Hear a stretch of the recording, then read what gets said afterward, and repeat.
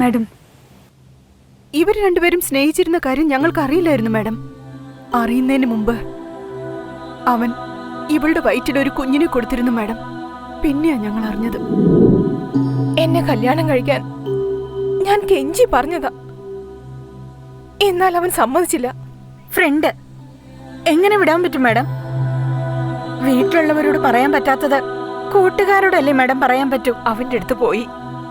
ഇതുവരെ ഞങ്ങൾ അച്ഛന്റെ അമ്മയുടെ കാലെ പോലും വീണിട്ടില്ല. അവന്റെ കാല് വീണ് യാചിച്ചു മാഡം. അതിനവൻ പറഞ്ഞ ഉത്തരം എന്താണെന്നറിയോ മാഡം? ഈ തെരുവിലുള്ള പട്ടികൾക്കൊക്കെ അവറ്റകളുടെ അച്ഛനമ്മ ആരാണ്, ഭാര്യ ആരാണെന്നൊക്കെ അറിയോ? ഒരു പട്ടി മറ്റൊരു പട്ടിയെ കാണുന്നു, ഇഷ്ടപ്പെട്ടാലോ അതിന്റെ കൊതി തീർക്കും. അതിന്റെ ആവശ്യം കഴിഞ്ഞോണ്ട് അത് തിരിച്ചു പോവുകയും ചെയ്യും. ഇവിടുത്തെ സ്പെഷ്യാലിറ്റി എന്താണെന്നറിയോ?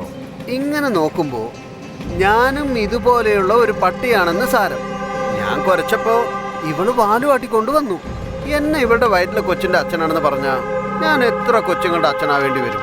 നിങ്ങളുടെ കോളേജിലെ ഓരോ ക്ലാസ്സിലെയും 2 കൊച്ചുങ്ങളുടെ അച്ഛനാവേണ്ടവനാണ്. അന്ന് പറഞ്ഞിരുന്നല്ലോ നിങ്ങളെ ഞാൻ ചേട്ടനെ പോലെ കാണുന്നതെന്ന്. അതൊന്നും ഞാൻ മറന്നിട്ടില്ല. ഇപ്പോഴൊക്കെ ചേട്ടനും അനുജത്തിയും എന്നൊക്കെ മറന്നിട്ട് ഒരുമിച്ച് ജീവിക്കുന്നൊക്കെ കേൾക്കുന്നല്ലോ. അങ്ങനെയാണോ?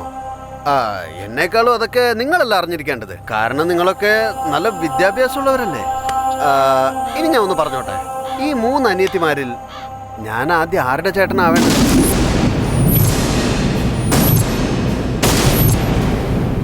ഇനി 3 പേർക്ക് ഓക്കെ ആണെങ്കിൽ ഐ ആം ഓക്കെ. ഒരു ബന്ധത്തിന് സെക്സ് ആണ് പ്രധാനമെങ്കിൽ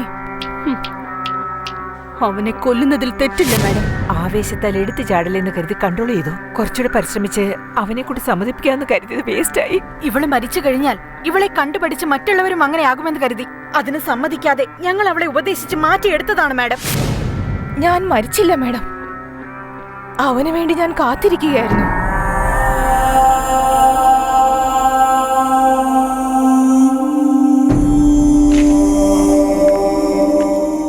ബൈ കൂട്ടുകാരെ, നമുക്ക് വീണ്ടും കാണാം കേട്ടോ. നിങ്ങൾ ആരും ഒന്ന് പോവില്ലേ? രാത്രിയിലത്തെ ട്രെയിൻ ഞാൻ ബുക്ക് ചെയ്തിരിക്കുക. വരട്ടെ. എന്റെ അച്ഛൻ വന്നിട്ടുണ്ട്, ഞാൻ പോവാണേ.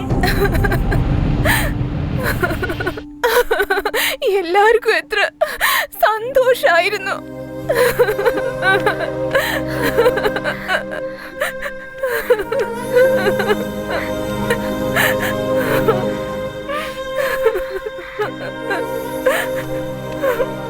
നീ അവനെ ഇപ്പോഴും സ്നേഹിക്കുന്നുണ്ടോ?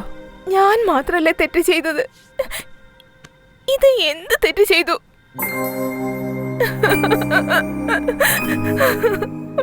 അവന് സമ്മതമല്ലെങ്കിൽ വേറൊരു മാർഗവും ഇല്ല. വേണ്ടെന്ന് വെക്കാം.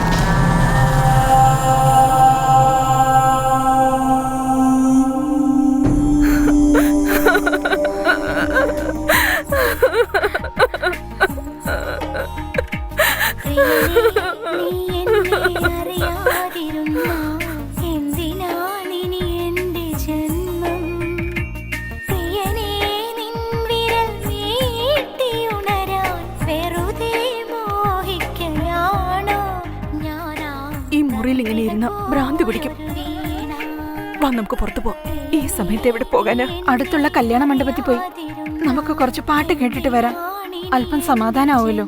ഹർഷി, വാ, എഴുന്നേക്ക്, പോവാം. നിങ്ങൾ പൊക്കോ, ഞാൻ ഇവിടെ തന്നെ ഇരുന്നോളാം. അവള് വരണ്ട. ആ സ്ഥലം കാണുമ്പോ അവക്ക് വീണ്ടും വേദന കൂടും.